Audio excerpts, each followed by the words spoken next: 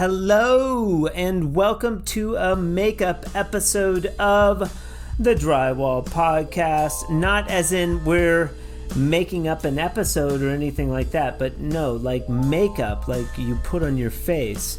I am your humble host, Nick Harmon.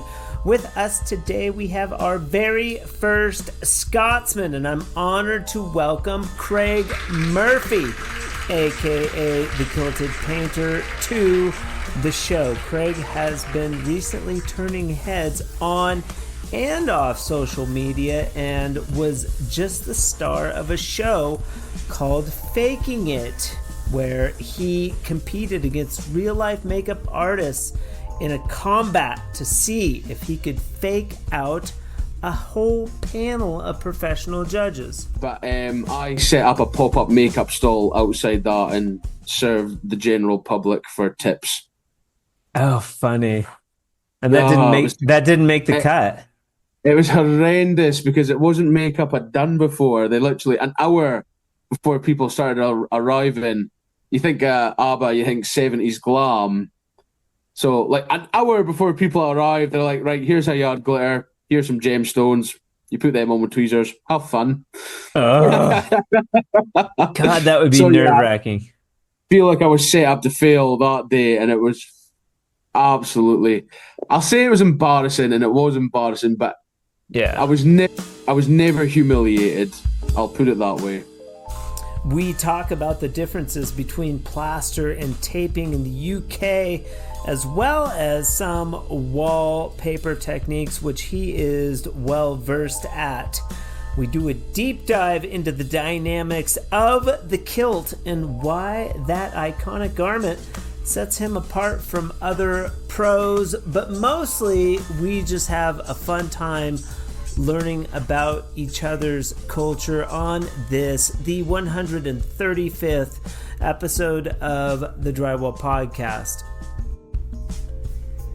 Shout out to Tape Tech for sponsoring the month of June on the Drywall Podcast. We will be smoothing out your world with little help from Tape Tech and maybe some badass skimming blades. Listen up. Let's talk finishing. If you're out there chasing that perfect finish, and I know you are, or you're just looking to make some wipe downs faster, cleaner, and smoother, this one is for you. We are diving into the Tape Tech Premium Finish Knives. These knives are built for precision and engineered for comfort. We're talking about inox German stainless steel. So the blade's got that perfect flex, but it never loses its edge, whether you're working with a 7-inch or pushing a monster 48-inch blade. These premium finish knives give finishers the ultimate control, reach, and value. If you'd like to learn more about these amazing tools, head over to tapetech.com. That's tapetech with no hyphen.com. Or check out their social media pages for more information. They are constantly spotlighting their arsenal of tools over there and posting cool original content. Check it out. And also check out my episode on the Drywall Podcast, episode 125, with the great Mark Wilson of Tape Tech. Maybe you don't know him, but you should. Stay tuned toward the end of the month when we will be giving away a set of skimming blades right here on the Drywall Podcast. But for now, Craig Murphy, all the way from Scotland, on the 135th episode of the Drywall Podcast. Let's get into it. I like that hat. How are you? Oh, thanks, man. I'm always wearing flat caps like this. Yeah, I do sometimes. A cap wear. I like the baseball. Yeah. Do you wear the baseball caps? No, that is what I would call a cap. A cap. I suppose a cap to use a bullet, isn't it? A hat. Just a hat. Yeah. Yeah, we call headwear caps. Okay. Okay. Um, I'm excited about this one. We have Craig Murphy, a young 34 out of Scotland, Granton on Spey, That's the one. Grantown on Spey, In the Highlands. in the Highlands. It's probably Hmm. so beautiful where you are. Absolutely gorgeous. Breathtaking, mate. Absolutely breathtaking. Yeah, yeah. And you are a lot of rain, a lot of Rain, rain. yes, we get plenty of that. Yes, Plenty of rain. I'm originally from the northwestern United States. A lot of rain. I believe we get more rain than Ireland. You get more rain than Ireland. That's saying a lot. Is there a rivalry? Is there a pretty good rivalry between Scotland and Ireland? No, it's pretty much Scotland, Ireland, and Wales against England. Okay, okay. You guys all band together. Yeah, we're all the underdogs. I, Smart. I want to say I get on well with a lot of English people, but but Sure. stereotypically it's Scotland, Wales, and Ireland versus England is how it's portrayed. Okay. All right. That's a fun fact. Craig Murphy, the kilted taper, right? Yeah, a kilted painter, but yes, I do tape on the side, so I can't be the kilted taper for this You special tape on the occasion. side. Would you say you're primarily painting or primarily taping? During my apprenticeship and with my first employer, I was very heavily involved in taping. It was probably even 60-40 taping and paint, 60% taping, 40% painting. Okay. But my who I served my time with, he had a crew, and Okay. when I've got my own, I just don't think it's not worth me having the tools just by myself. So I just tape like small extensions, or if someone Okay. insulates exterior rooms in their whole house, I'll tape the two exterior walls. I Okay. would love to take I would love to take on a full house again because taping was Okay. some of my favorite. I was actually in talks with Kathy about coming down to Newcastle and working with her and Craig in the future. Yeah. Yeah, They have you guys just met for the first time, and we're talking about Kathy, the tiniest taper who has thrusted onto the scene. She's doing some awesome video content, and she seems like a dynamite taper. she is, yeah, and person as well. But Yeah, no, what it was how we got into we were following each other on Instagram anyway. But she said she was going to be on your podcast, and she was quite nervous about it. She'll probably hate me yeah, telling you this, that's okay. but but I just offered her, look, if you want to talk to a stranger for like an hour or so, feel free to give me a call. So she gave me a call, and we chatted nonsense for an hour, and I helped her put her at ease quite a bit. And now she's one of my nearest and dearest now. Oh yeah, yeah. I didn't know her too well, and then if you talk to Kathy for any period of time, you just fall in love instantly. She's just a Yeah, sweetheart. Yeah, yeah. yeah, Very cool absolutely. person. And then you guys got to meet recently. I saw some videos on her page where you guys met. Yes, that I was doing a bit of an English world tour because I'd filmed a show recently, and Newcastle was a fine point to stop off. Okay. So we arranged to meet Wait a up. second. Wait a second. We don't want to get ahead of ourselves, but I do want to give a little teaser to our listeners. Craig Murphy is famous. He was on a show. You are the second person on the podcast that has been on a show. Danny Moody was on a show called Tough as Nails. Are you familiar with him? Danny Moody, can't say I am. No, Okay, there's a it's, show it's called it's called Tough as Nails. Uh, I take it and he's a paper. He's a taper and hanger, and Yeah. yeah, we talk about that. It's pretty popular show here. a great guy.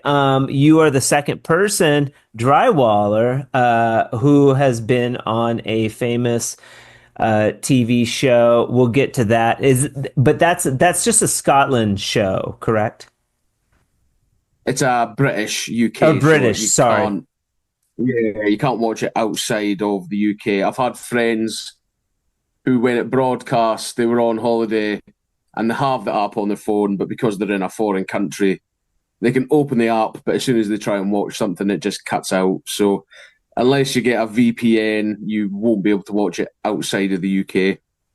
How does that benefit the UK in any way? Not allowing people to watch it. It'll benefit the VPN industry for people outside the UK who really want to watch it. Oh, there you go. There you go. They have to get. And what is a VPN? That's like an app? I've never had one, but it's like basically if you have a VPN, it's a viral protection network. I think that's what the N stands for. But it just like protects you online. But it does this thing. I've never had one, but basically, as the adverts say, if you're from the UK, you can change it to like an American account so you can watch like Peacock and that. Okay. Which we can't watch in the UK. Okay. So likewise, if you're an American and got a VPN, you could watch British streaming services. There's always on YouTube. There's always some YouTuber doing an offer on a VPN. Okay. So you were in an apprenticeship program. Let's go back. And then I also want to talk about something that I've learned about the Scottish is that you are also designers. So I want to get into that too. Not only are you finishers, you're a painter, but you also are designer, which is interesting to me. But let's back up. Why did you choose? Was it a drywall finishing apprenticeship or was it finishing and painting? It was just a decorating apprenticeship. The Okay. aim was just on the side. Okay. And what were you doing? What were you doing prior to that? I was in school. You were in school. What were you studying? Not much. Makeup? Makeup? No, not in school.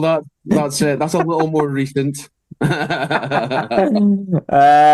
Just nothing. And so maybe school wasn't working out. And so how did you find, are apprenticeships very popular in Scotland? Is that a popular route to go?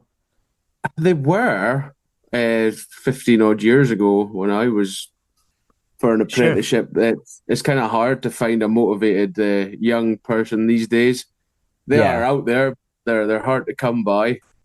But how I got into it was in the school. There was a program that sent us people who were interested. It wasn't every student pupil. Every Friday, we would get sent up to Inverness College, and we did 4 weeks of each trade. And we done plumbing, sparky, bricky, and painting. And the week that I done painting was the 4 weeks was the 4 weeks that I enjoyed the most. So that is how I landed into the painting and decorating, which led me into taping as an apprentice and with my original employer.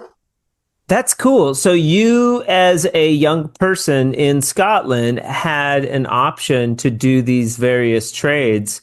And so you learned a little bit about each of the trades before you could make a educated decision on which trade you wanted to go into. That's really cool. Yeah, but now painting just resonated with me the most. So why? Done that for the last. Why? I just thought it was the most fun. It was the most fun. Lecturer. Yeah, the lecturer was a good laugh. I think helped a lot, but just enjoyed it the most of all the courses that there were to do. Yeah. It spoke to you. Yeah, bricklaying was probably second, but I managed to land a painting apprenticeship, and here we are 20 years later. I kind of started at 50, not quite 20 years later then. Okay. So I'm That'll a be. stickler. I'm a I'm stickler for detail, Craig. quick. I'm joking. I would. Oh, I'll tell you what. No, that was the college. I was 14 when I went to college. Yes, then I got an apprenticeship at 16. So sorry, I was thinking of the school, but no, I started Okay. my apprenticeship at 16. But that seems young. Like we're 18 in the United States before we go to college. So college or secondary school would start earlier in Scotland. Is that true? So you have nursery and playgroup. You kind of start that when you're 3. Okay. You do that for 2 years, and then you go to primary school. You Okay. do that from 5 till 11 or 12, Okay. and then you high school, which Okay. is 11, 12 to 15, 16. That's the minimum.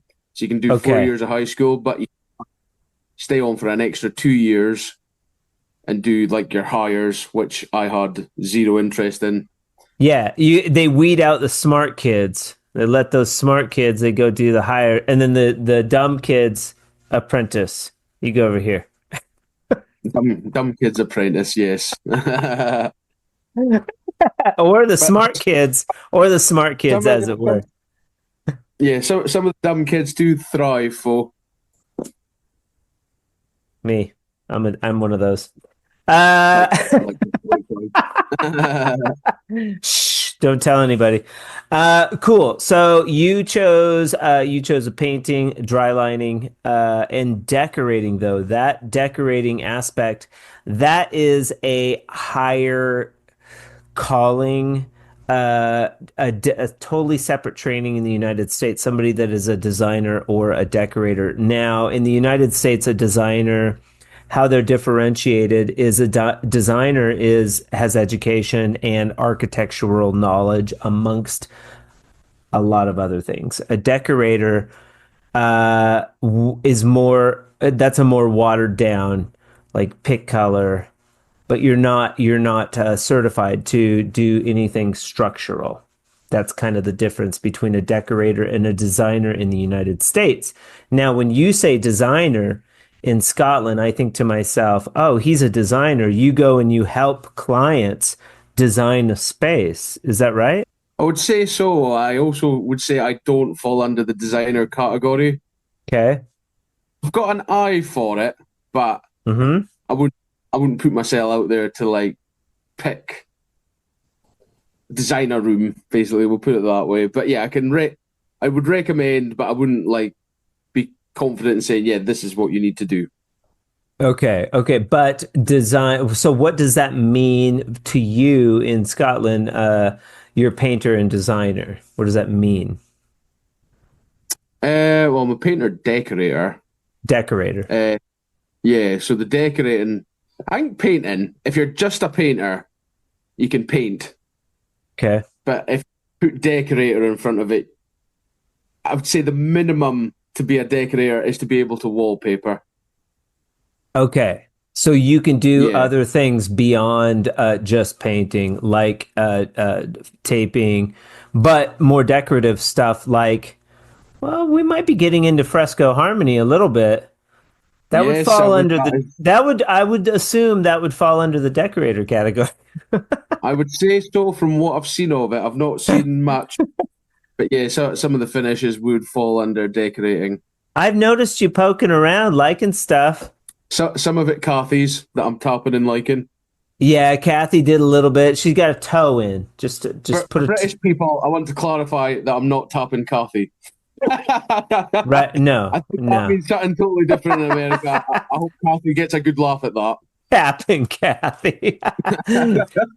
She will. She's a saucy. She's saucy. She'll get it. Um, but yeah, Kathy did a little bit of fresco harmony. She posted some of it.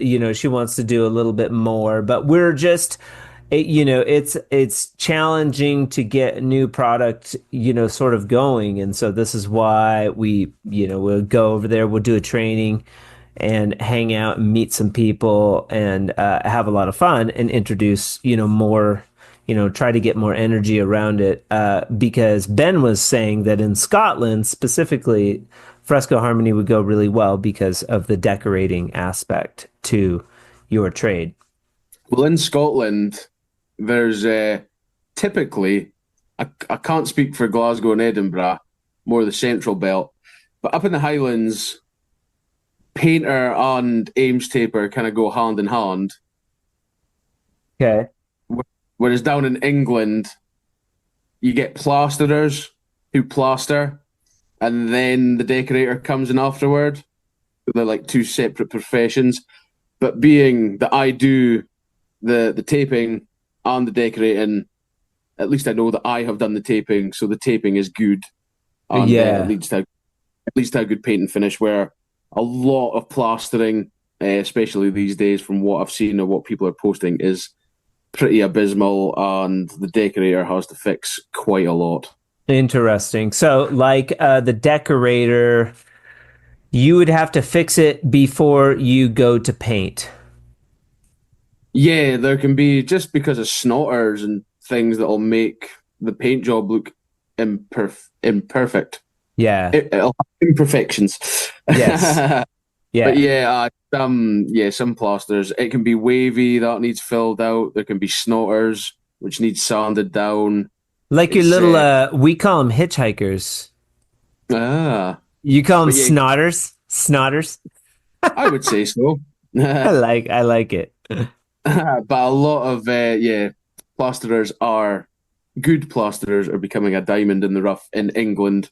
From what I can gather, not a lot of plastering happens up in the Highlands. Why do you call it Ames taper? Like, is that because Ames has such a powerful hold on like because they have a market share in Scotland that you're just like, we're Ames tapers. They've created that brand. It's just, as far as I've known, it's always been called that. But then the English call it board and plaster? And there's drywallers as well. So I'm learning. Yeah, and then plasters. You guys call it plastering a lot. Yeah, plastering's like the orangey brown finish. Oh, okay. That is like traditional plaster, which is different than joint compound. Yeah. Plastering's like just the color of it. Plastering covers the whole wall, where taping only covers the joints. Okay. Jointing, too. I've heard that. Jointing. Yeah. Yeah. Okay. All right. Just to get our terminology straight and what we're talking about. What is the purpose of plaster still that's happening in England or your area? Is that decorative? Is that for like final finish? Because it sounds like there is a system where you would have the plasterer come in and you plaster, but then you're coming in and painting over the plaster. Stop me or wallpapering. Stop me if I'm wrong. So plastering is just once a room is plasterboarded, plasterers come in and plaster it. They're meant to make it smooth. Okay. I use that loosely, and then when it hits, then a painter will come in and mist coat it and decorate it. Okay. But, so it's just an alternative to taping. Okay, it's an alternative to taping. Would you say that it's an alternative to taping in Scotland, but in England, I think plastering is more prominent, and taping is seen as the alternative. Okay, but in the United States, taping is huge. I mean, that's it. Plastering's like 2%, 3% of the market. Very small. I would say the same sort of stats in Scotland. The Highlands, anyway. I don't know. Don't know if it gets, the more south you go, the more popular it gets. But Cathy's Newcastle, and that's like the tip of England, and she's a taper. So maybe it is the further south you go, the more plastering it becomes. Okay. How did you like Newcastle? I have this like romantic vision of Newcastle. Like, I want to go there. I want to watch a Newcastle game. I want to see it. Is it just gorgeous? I enjoy my time. Apparently, the first time I went to Newcastle, I landed at Lucky and stayed in a really good hotel. And the host was brilliant. And every time I go back to Newcastle, it's I always stay with him. But when I told a friend of mine who is a Newcastle fan that I was staying in Wallsend, he said, that's like the roughest area of Newcastle. Yeah, because Kathy's there. I don't think she's far by. She did walk. She walked to the hotel from where she lived. It sounds great to me. I mean, if I ever go to Newcastle, I definitely want that. If it's a good place to stay, I don't care. It can't be rougher than Albuquerque, New Mexico, man. This is as rough as it gets. I have to remember what my friend said, but I think like Wallsend is the home of the Newcastle boys team, which is like the football hooligans. Nice. Yeah. Very cool. I enjoyed my time in Wallsend, so that's my verdict on it. But apparently, if you're in the know of Newcastle, avoid Wallsend. Apparently, apparently, I think I've had experiences traveling a little bit. I think that it's whatever you bring to the table. You can have, I mean, people say bad things about where I live too, but it's like, Albuquerque has a lot of beauty in it too. Depending on your viewpoint. Yeah. Like that.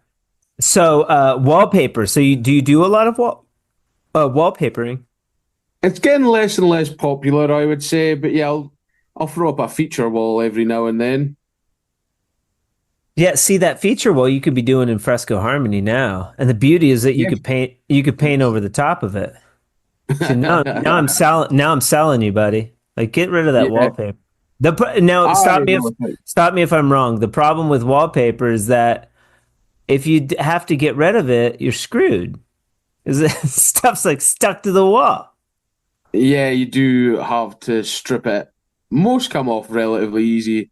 Sure. You do get Zinsser, a paint. They do have a paint called Wallpaper Cover Up, but I've personally never used it. But it's just got the most generic name called Wallpaper Cover Up. Hey, do you know that I've gone over wallpaper like over 40 times with Fresco Harmony with drywall mud? John, I have also gone over wallpaper with filler, but I didn't have Fresco Harmony in it. Right. Yeah, you can go over wallpaper with now it depends on the wallpaper. It has to be really stuck on good. But of course. The problem that I see with wallpaper is when you start to peel it off, you get the paper, and that's what bubbles.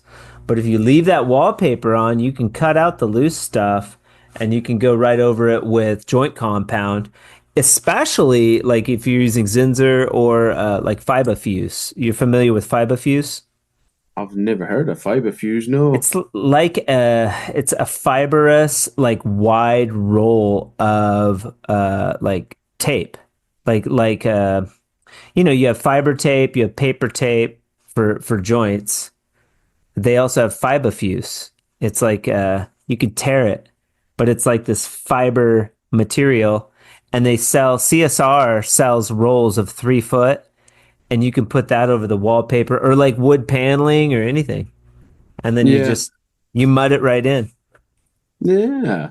But yeah, as I say, I have filled over wallpaper that I thought wasn't cost effective to strip. Right. It would be cheaper to skim it, but then you have to sand it down and paint it, whereas Fresco Harmony makes filler the finish. So right. the next paper I come across that I am not willing to strip, I will definitely get some Fresco Harmony. Well, you got to start before that though. You got to have the color chart, and then you got to have like a couple sample boards that you can like sell. That helps sell it. But we'll talk more about that. It's a whole, you got to start down the path. Yeah, no, it's definitely something I would want to be involved in to bring over to the UK.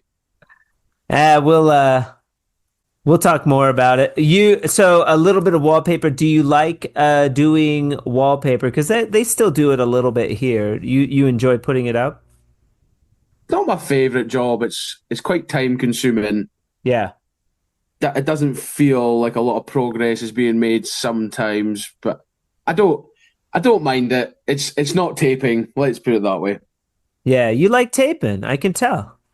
Yeah, taping. When I was an apprenticeship, taping was my favourite Yeah. because tapers come in, they tape it, they sand it, and they leave. Yeah. And then, in our case, we tape it, we sand it, we miscoat it because in Scotland, tapers and painters are one and the same. Okay. So we'll sand it down, we'll miscoat it, and then the finishings go on. And a joiner will put some skirting through the ceiling. Sparkies will put light switches in the wrong place. They'll put lights in the wrong place. We call it Swiss Plumber. cheese. When Yeah. when the Sparkies cut all the holes, we call that Swiss cheesing. I've never heard that one. But yes, then all that stuff happens, and the decorators, the painters have to come in and repair that all. So that's why I like taping, is because you just put it on, you sand it, you're out of there. Yeah. Yeah, I think a lot of drywall finishers in the United States feel the same. Now, when you go to finish, are you hand taping or do you use the automatic tools? It's so interesting to me that you call it Ames Taper. They have such a brand hold on the market that it's called Ames Taper in Scotland. That's crazy. It's what I was taught. It's just what it was. My boss called it. That's the only I reason love I it. call it. Yeah, I was on his van, AMES taping. But you realize like I never questioned it. Ames is a brand, just a brand like Tape Tech or Columbia or Level 5 or, they all have brands of tools. Ames started it with the automatic tools. So, they have brand recognition, but you use the automatic tools, yeah or no? When I was an apprentice with my boss, Okay. but now that I've gone off my own and I'm just a one-man band, I just hand tape. You just hand tape. Do you use a banjo or anything? Don't even know what a banjo is. Okay. It's like a machine, and you put it's like a little hand taper. The roll goes in one side, and the roll comes up through the mud, and when you pull it, it puts the mud and the tape on at the same time. Yeah, no, I know exactly what you mean now. I didn't realize it was called a banjo. Yeah, they call it a banjo. Because I'll apply my internals with fast set. Okay. So I think if you were to use fast set and it was to set in your machines, you'd be in for a hardship to clean it. Yeah, you got to clean it really quick or use longer. Do you have like 90-minute, 45, like longer time frame on your fast set? Generally, most things go up. The highest things I've seen was 1 hour, but recently Tupre have put out a 3 hour version of their filler. Okay. That's enough time. It's Tupre or Tupret. It's very up for debate how you pronounce that. I've got a bucket, so bear with me. Okay. Tupre. Toupret. Tupre. That's a fast setting or a regular ready mix? And that's their joint and skim, and they put out Okay. a finished filler in January that I really like. Okay, you could use that stuff with Fresco. You could put Fresco in that bucket. Maybe. Yeah. So the joint and skim I would just use to apply tapes, but I would use their finished filler for the top coat. Oh, okay. I like using it all purpose for the Fresco here because you can, like, if I have a patch, and just use it for the patch too. Why not? Yeah. I'm a rule breaker, Craig. I am a rule breaker. But typically when I'm applying tapes, I use Gyprox 45. That seems to be the right time for me. Yeah. That's pretty good. Pretty good. I like 90, but it depends on what I'm doing. I don't use it a whole lot. Very cool. So no tools. Do you have hand tools? What's your preference on the hand tools that you use? I like the Purdy 6-inch knife. Okay. Yeah. And I've recently got the Axis Decor one. The what? Again, Axis Decor. I haven't heard of that. Yeah, they've recently put out a knife as well. I quite like theirs. It's not as sharp as the Purdy, so it's quite Okay. good for internal. You don't end up cutting into the paper tape like you would Uh, with a knife, okay. All right. which is sometimes known to happen because they are quite sharp.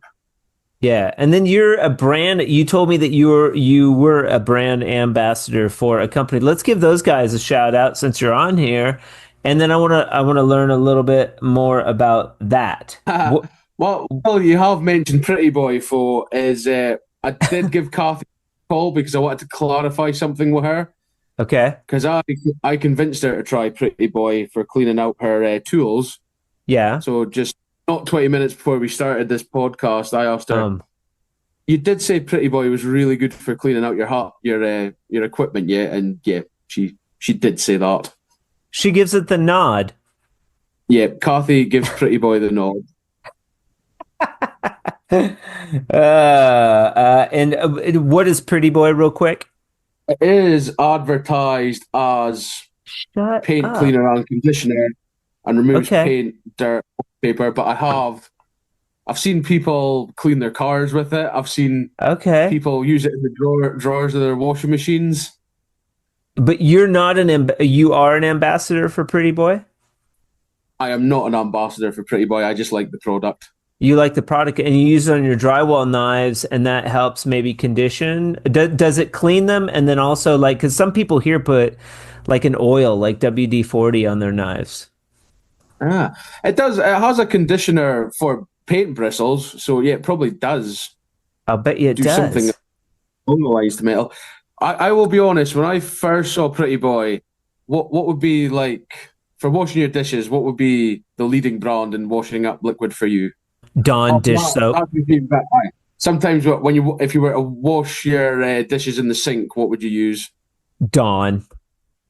Dawn. So over here, that's fairy liquid. I just thought it was fairy liquid when I heard of it, but after I used it, I changed my mind. Okay. Okay. Fair Yeah. enough. So for Americans, I thought it was just Dawn, and then actually used it, and it doesn't lather up the same as washing up liquid. Okay. All right. And then you're saying like Yeah. for paintbrushes, it's good for bristles. Shout out to Pretty Boy, but we're not talking about Pretty Boy. We're talking about and kudos to Kathy for giving it the nod. So if Craig has any questions about anything, you just send it to Kathy. You let her try it. If Kathy says it's good, it's good. Yeah. I asked her out of a curiosity because I thought it's really good at cleaning up brushes. It doesn't lather up like washing up liquid. So I just thought, buy a bottle, give it a try. She said it was Okay. great. There you go. But you are a brand ambassador for what? Smith and Roger. Smith and Roger. And what's that? So they have three products. They got more than three products, but the three Okay. they really push is Blockade, which is a shellac-based paint. Okay. So that is used if you have water damage from a leak, and if you had a leak upstairs and it damaged Yep. your ceiling, Yep. but it was damaged to the point that the plasterboard needed replaced, you would You coat gotta it with shellac. you gotta block that stain. Yeah, you got to block the water stain, so you would coat it with shellac and then decorate it to stop the water stains coming through. Okay. And it's also probably a lot of furniture painters use it as well. Okay. And then their other one is Rock Top, which is a water-based varnish. Okay. They've recently put out an ultra matte version, which is really flat, and you wouldn't even know it was there. Nice. Yeah, and their favorite product of mine is Flow and Bond, which is a paint conditioner. Okay. They Yeah, put it in 10. we have a product called Flowtrol here. It extended. We've got that too. So Flow and Bond would be their direct competitor. Okay. Cool. And how did you hook up with these guys? You were like posting videos, or how did that go? Pretty much, Zinsser is the leading brand in shellac-based paint in the UK. Yeah. So they're about £90 for a 5 litre tin, I think Okay. you guys work gallons, which would be like 3.75 gallons, I think. Okay. So then I looked for a shellac-based paint alternative about 3 years ago now. Found Smith and Rogers Blockade, made a video about it. Ian, the owner of Smith and Rogers, saw my video, reached out, and sent me a hoodie and some other things. Smart. Yeah, so Smart. we've had a good rapport since, and then in March 2025, they said they were thinking about having their first ambassador, and they thought I was the man for the job. Because you're Craig, you're the Kilted Taper. If you go to Instagram, how many followers do you have? Not that that's a big deal, but you didn't buy any followers, did you? Nothing like that. They're all earned. They're all earned. All earned. So I'm shy of 900. I think I've got 897. Beautiful, beautiful. But And moreover, I've got about 3,500 on TikTok. on TikTok, okay. So you've had some success on TikTok. You're building up your Instagram. I want to talk about the kilt a little bit. I'll have to stand up. Oh, I have stood up a few times, but yeah, You stood up a little bit, but you got to back up. You're wearing a kilt right now. I'll stand on the Yeah, chair. please do. Look at that thing. Call the services. If you fall down, I'm posting it. Okay, okay. What is what's the little bag on the front? That is so that's called, beautiful. that is called a sporin. Okay. So it's just like a little bag for like your wallet or whatever. Like a fanny pack. That's like a traditional Scottish fanny pack for the kilt. Does a kilt always go with that bag?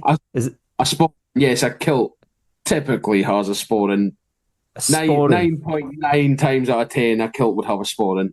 I love Sorry, the traditional aspect of the kilt. It's so cool because it goes way back. It makes me think of the movie Braveheart when they were all the Scotsmen were wearing the kilts.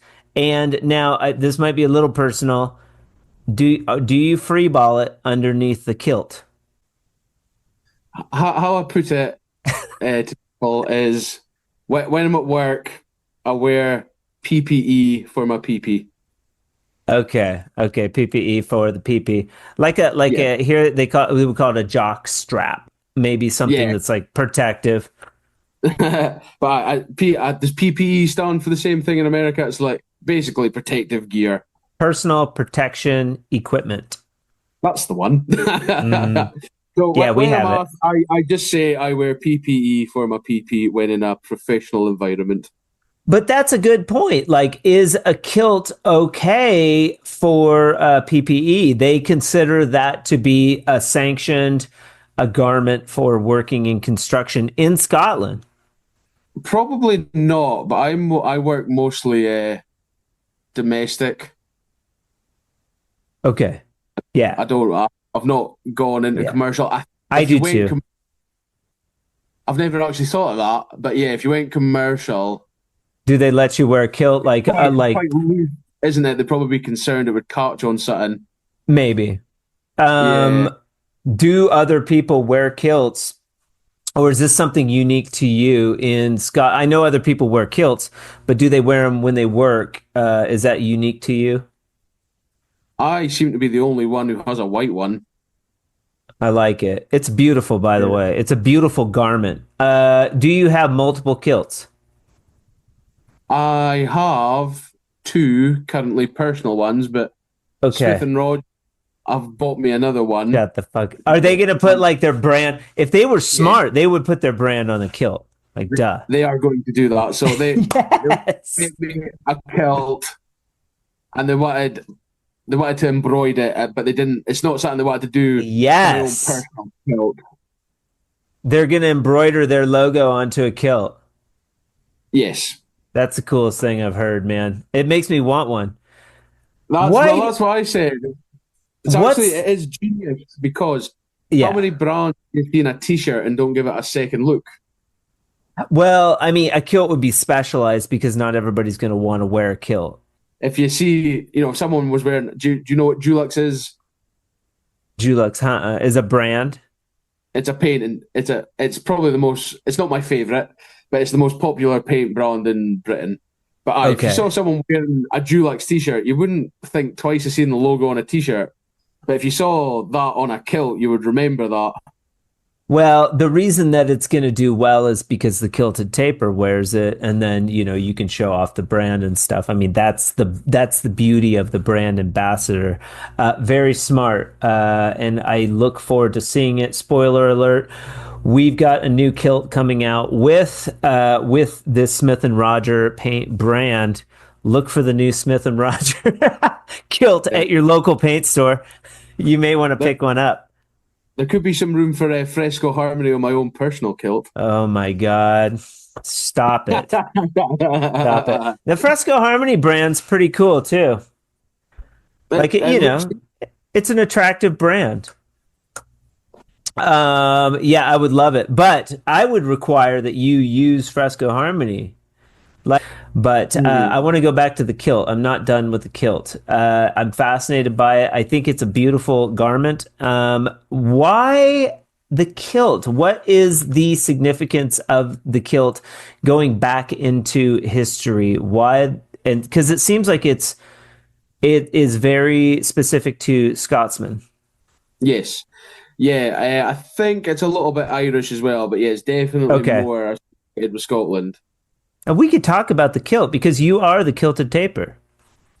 I am. I feel like we're on track here. It's just, I don't know. To me, it's just Scottish people wear kilts. I've never dwelled deep into it. I've never questioned why a Welshman would wear a top hat. Fair enough. I didn't realize that Welshmen wore top hats.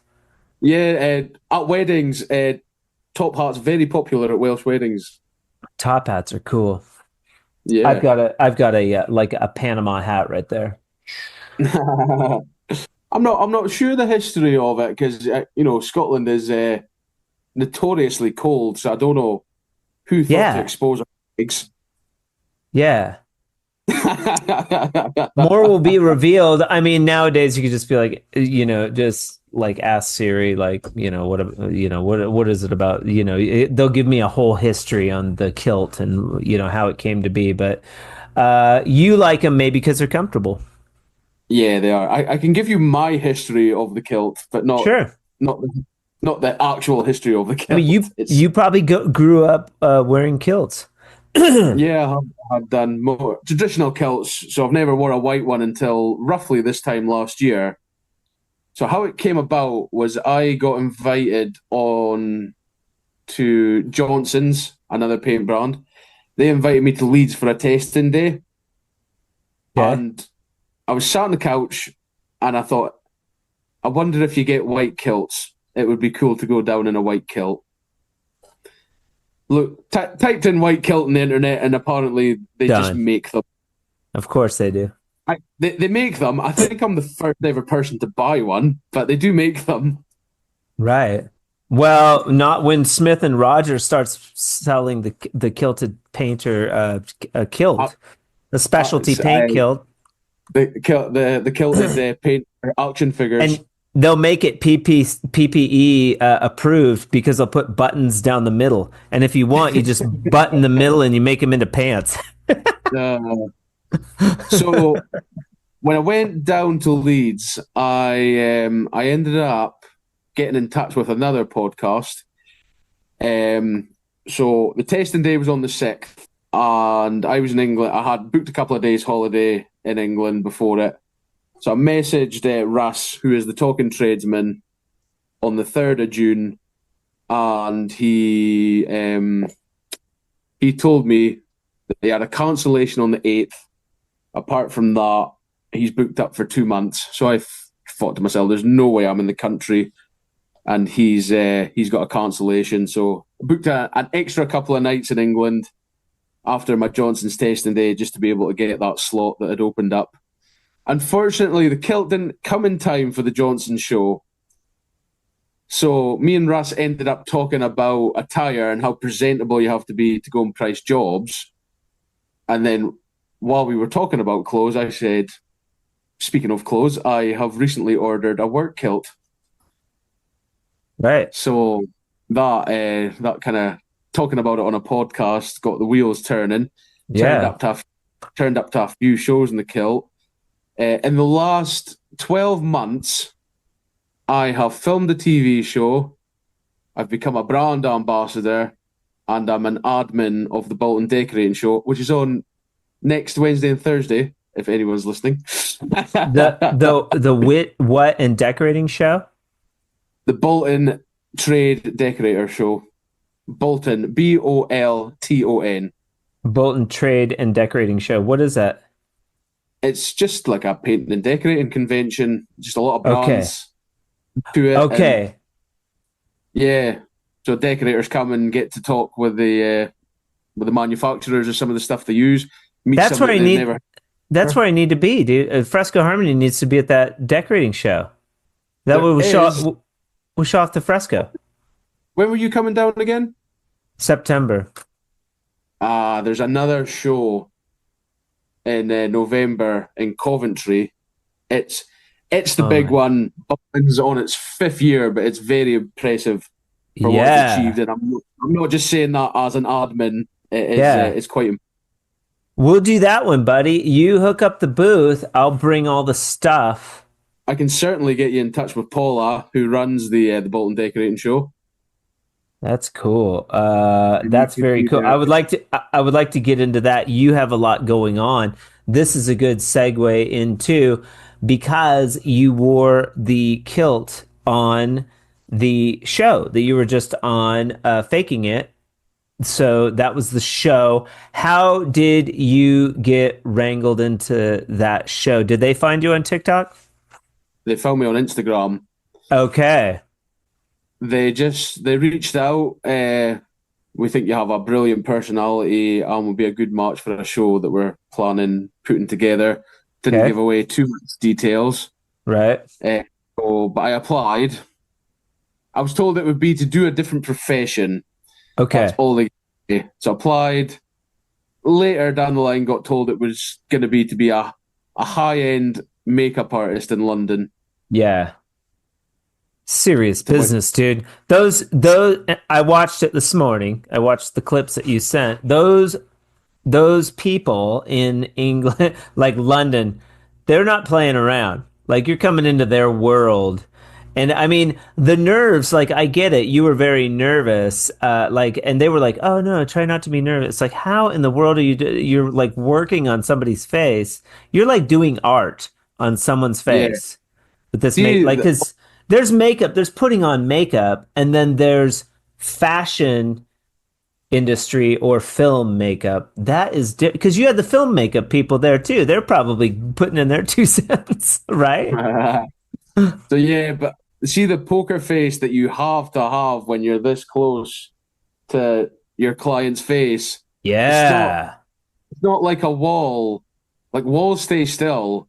If you touch someone's eyelid, it will react, and it is quite scary. right. So just if you're listening, Faking It is a show where they take somebody like Craig from the drywall industry, and Craig has to fake being a makeup artist in the fashion industry so that and you have to be so good that the people don't know that you're not a makeup artist. Yeah, so I got trained What in a four bitch. weeks. Yeah, it was. So yeah, I got trained 4 weeks. I got trained by the best of the best to become a makeup artist. I got put into a competition of which I will not say the results because I think people should go and see it and find out for Right. themselves. Right. And if you're in the United States, sorry, you can't watch the show or know the results, but maybe you can get this app or we'll figure it out someday or they'll release it on YouTube or whatever, but it's never good to spoil the end for sure. You can't get a VPN would be a way to watch it. Yeah, maybe I'll get a VPN just so I can watch the damn show and then cancel it or whatever. I don't know. I don't know. But you had this experience, sorry I interrupted, Right. where you were explaining the show. Yeah. So on day one, I turned up to a photo shoot and there was models, hairdressers, nail technicians, makeup artists, photographers. It was all hustle and bustle. Yeah. And here's Murph the Kilted Painter standing in amongst it all, just Eek. a deer in the headlights. Yeah. Yeah. So then I met Howard Kong, who he mentored me for like the first 2.5 weeks. That dude seemed intense. And good. Like he knew his shit. Yeah, he was he was not very well received from friends of mine. No, I mean you A could lot- kind of say he was kind of a dick, but it's like that's the industry, man. It's like, hey, you're working on somebody's face. This is like what I do. They're passionate about it, just like you'd be serious if somebody was smoothing out a wall. yeah. Maybe you wouldn't be as much of a dick, but whatever. I mean, you could say he's a dick, or you could say he's very passionate. One of the two. You take your pick. Yeah, but it was as I said to someone, if you ever wanted to meet up, I would maybe recommend not coming to Grantown on Spey. he was bad. He was bad to one of their own, but we'll maybe go to Inverness or something. And maybe he's good at what he does. Like who knows? Everybody's got different person. It's not like I've never met a jerk drywaller. Yeah. He absolutely is good at what he does. And what I will say is that character, not a character because it all of it was real. It was more like a documentary. Right. But what he portrayed in front of the camera is not what he was like behind the camera. Okay. He did lay it on thick for the camera when we were practicing in private. He was a lot more patient and a lot less of a bitch. Ah, okay, interesting. So he kind of bitched it up for the camera a little bit. He bitched it up so much that even the director was a little concerned. Like, hey man, tone it down. You're not you're not being portrayed well, man. But like, I don't know.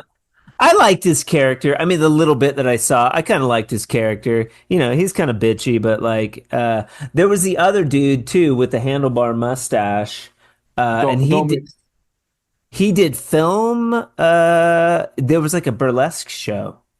Yes, yeah, he was doing the makeup for the stage show Burlesque. That looked cool.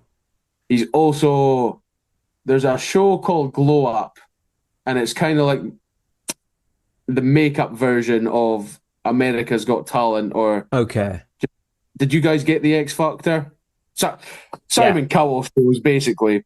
Yeah, Dominic Skinner is the Simon Cowell of the makeup world. Oh, okay. So he's a big deal, and I might add, he's got a pretty badass mustache. Dominic, was he a nice guy? He was absolutely lovely.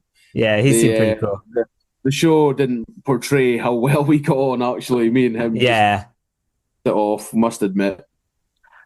Well, and they were talking about how much more comfortable you were. So it seems to me, stop me if I'm wrong, if I was educating somebody in the arts of makeup and I was trying to train you up in a short period of time to fake it like you're a professional, or if I was training anyone at anything, I would try to make it as much fun to create an air of confidence, because that gives you confidence. When you're having fun, you're more confident. Like, hey, that's okay, man. Just you can do this. Just make it chill and fun. You're going to be more confident and less likely to screw up. I think Howard, his style is more editorial, which ends up in magazines. So it's like photographed really close up. Okay. So I think editorial is like perfection, where Dominic Skinner was more theatre. I feel like I learned the more theatre way. What was your favorite part about the experience? Oh, Burlesque was brilliant, I must admit. There was a few things that got cut that aren't in the show. There's a big exhibition centre called London XL. So I think it's in the clips I sent you. Was there a moment where I done, like Dominic says, I done 2 years worth of red lips? Right. Yeah.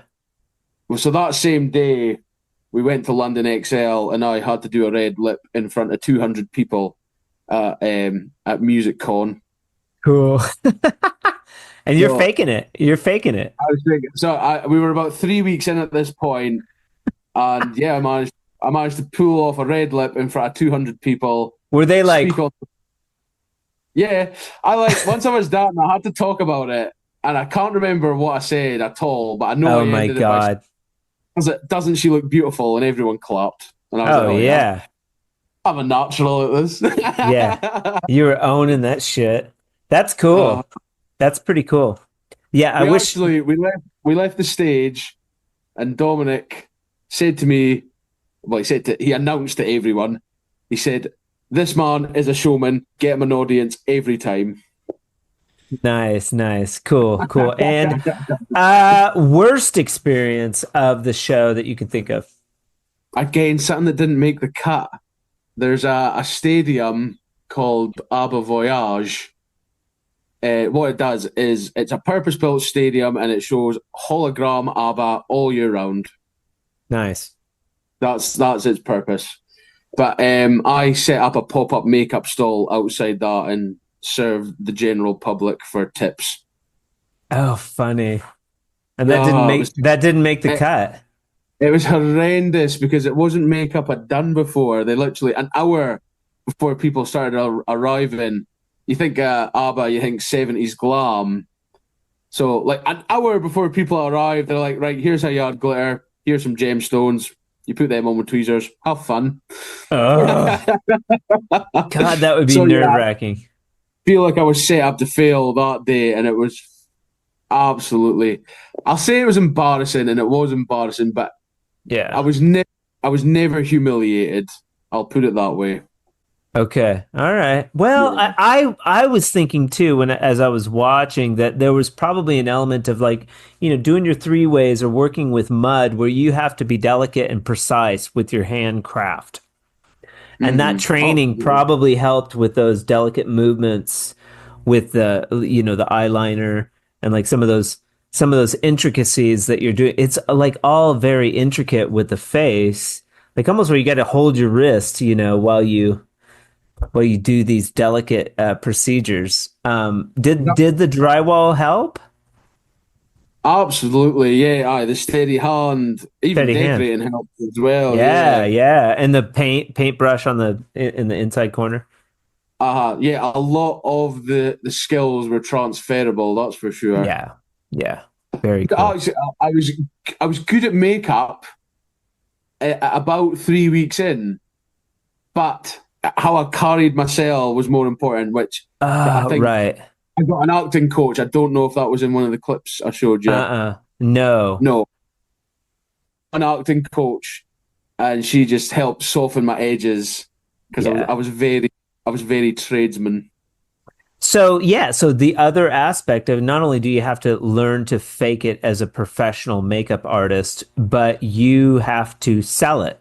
So you had to be really good at your poker face, pretending like I am this person. Like I've been doing this my whole life.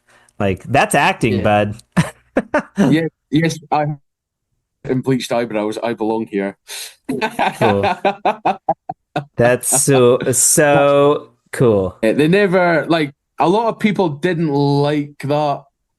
Not a lot, but I think maybe about 4 or 5 people have said they feel like they altered my image too much. But I said, well, 1, I agreed to it, and 2, they didn't make me act more camp because they thought that would be offensive. They really wanted to change my image to help my odds in doing well. Well, no, if you're a makeup artist, you're not going to go around looking like a drywaller. You're going to look like a makeup artist. Like, those guys are like put together. Any misconception I do try and put right of people thinking it was a bit too much to shave my beard and my brows, but I agreed to it, so it's fine. I'm fine with it. Right. No, I think it was a nice touch.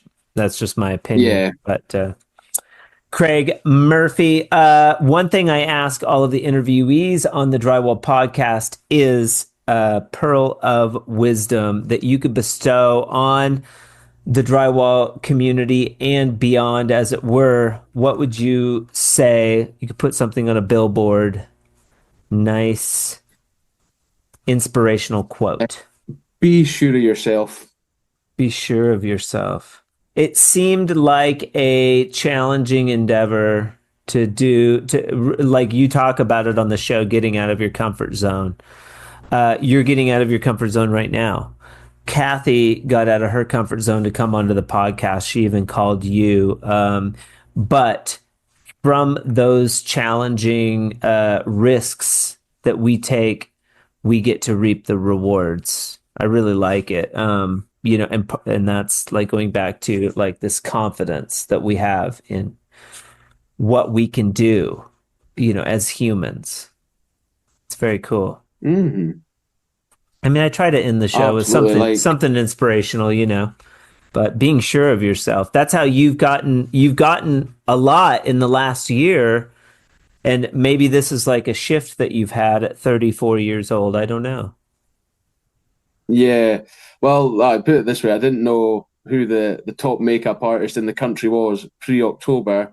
And now he's a friend of mine in my Instagram chat. Yeah, I'm sure. And hopefully I will be too. You are just a pleasure. And I think that we'll get to meet maybe this England thing. I think Fresco Harmony might do well in Scotland. It sort of occurred to me after the fact, but I definitely wanted to interview this Kilted Taper character. This has been a lot of fun. Thank you so much. I know you're busy. I appreciate you coming on. Look out for the Talking Tradesman. So you're on the Talking Tradesman. You are an ambassador for the paint supply, Smith and Roger, and then this Bolton Trades and Decorating show. I'm an admin of that. You're an admin, so you help these people put this together. Yeah? Yeah, help promote it. I'll turn up the day before, help set up in any way I can, and just cool. I'm a face that's advertised as will be there. Right. And, I've recently been on television, so may pull a bit of a crowd. We shall see. Oh, for sure. No, for sure, Craig. And I think that would be a good show for Fresco Harmony. It's very difficult to get over there, but it might be good for, like you could reach out to Ben at GWY. He listens to the Drywall podcast. Like he could do a booth up there and promote Fresco, and I could fly over and join him or something like that, maybe next year. Yeah. It's on, so this year I think it's on over the 18th and 19th. Pretty sure that's right. But next year, it's on a bit earlier for the World Cup being on. Okay. Yeah. Oh, take me out with the football knowledge. Yeah. Well, and it's gonna be in the United States, so that's exciting. Was it? I didn't realize that. But yeah, you'll miss it then if you come over to Bolton next year. Oh no, sorry, no. They're putting on earlier so it doesn't overlap with the World Cup. Because last year it overlapped with the Euros, and on the second day, people disappeared in the afternoon to go and watch the football. Yeah. So if you're from the United States, people in other countries, you can't schedule shit when there's badass soccer events happening because like people won't go. They're watching football. Yeah. So I can't remember the date next year, but it's earlier than the 18th. It's more the start of June. Cool. We'll keep it on the radar. It would be fun to go to anyways. That's for sure. But thank you so much for coming on the Drywall Podcast. This has been just wonderful.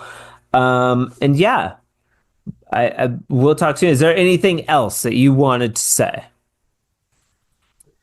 I think that just about covers it, Nick. Yeah, we did good. We did good, man. Thank you so much. We will be in touch. Look out for Craig's page, The Kilted Taper, on Instagram. Also follow him on TikTok. Are you on Facebook?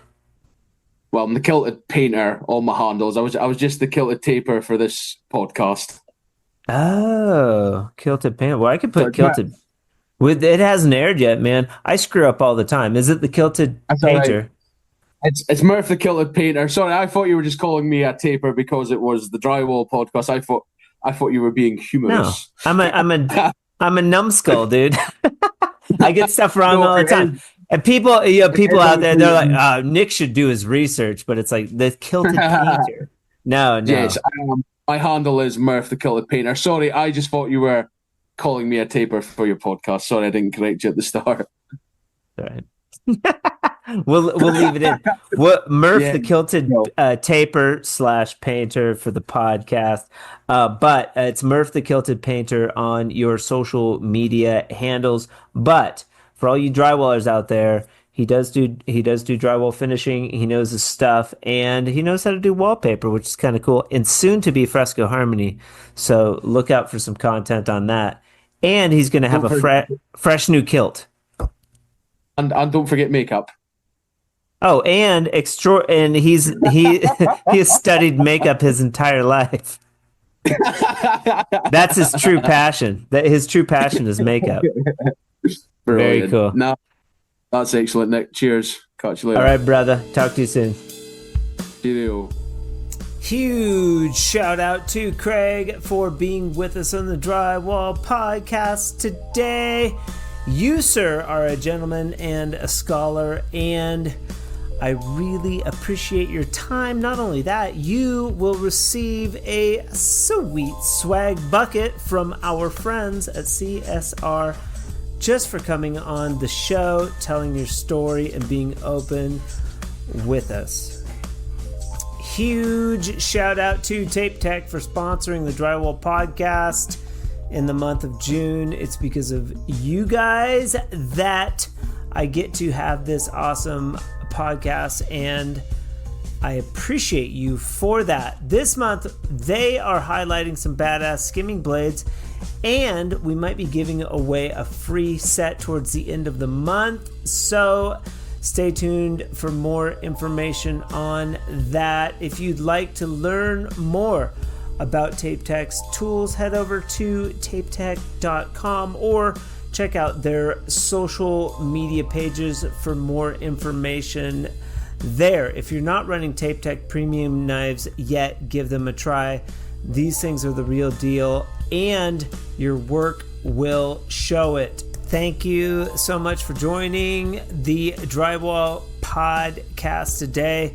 I hope you enjoyed this episode. Join us next week as we will be having Simone of Comey Tools out of Italy on the show. I hope you all have an amazing weekend, and remember, keep drywalling.